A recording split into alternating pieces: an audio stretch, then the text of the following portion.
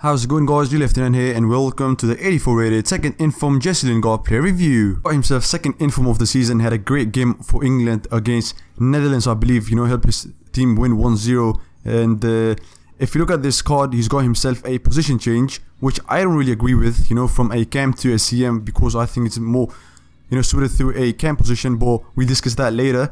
And comparing him to his first inform, I also think the upgrade is not the best. I mean, obviously, he's got himself great shooting and passing up there, with +4. But when it comes to his pace and dribbling, it's only +1. It could have been +2, make him a bit more better, but it's still really, really good.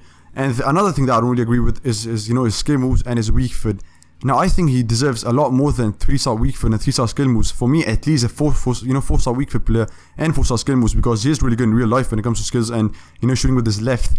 And also his vertical rate is not the best, it's high, so can be a problem. But if you look further into the card, he's got himself 89 overall pace with 82 passing, 89 dribbling, 76 physical, and 84 positioning. And if you break it down, he's got himself great pace, to be quite honest, 90 acceleration with 89 sprint speed, making him, very rapid. Also his positioning with his short path and long shots are quite good, really, really high. But his finishing is not the best, it's decent. You don't expect a lot of chances to go in since it's 81 only.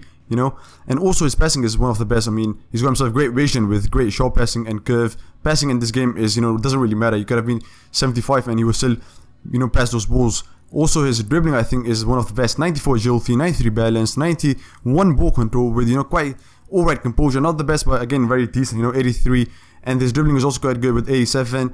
And aerial ability is not the best, quite low, not the tallest, so obviously. Jumping could have been a bit higher, but he doesn't jump a lot. But his stamina is great, can obviously play for, throughout the whole match, and since it's high work rate, it is really important for him to have a high stamina. And like I said, I don't really agree with him being a center mid, because obviously he doesn't have the best of stats when it comes to defending and physicality for a CM, better suited as a cam. And I played him on a cam in 4-3-1-2 formation, I believe, and he was quite good for me on that position, quite rapid.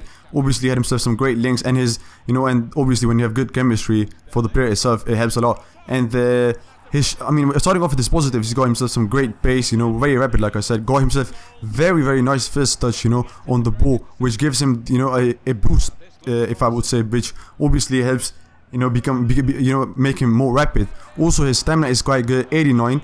One of the best, really high, so you don't expect him to get tired, and he does not get tired. He didn't get tired for me in any of the games, even when one of the matches went up 120 minutes, I think he had the best of the staminas.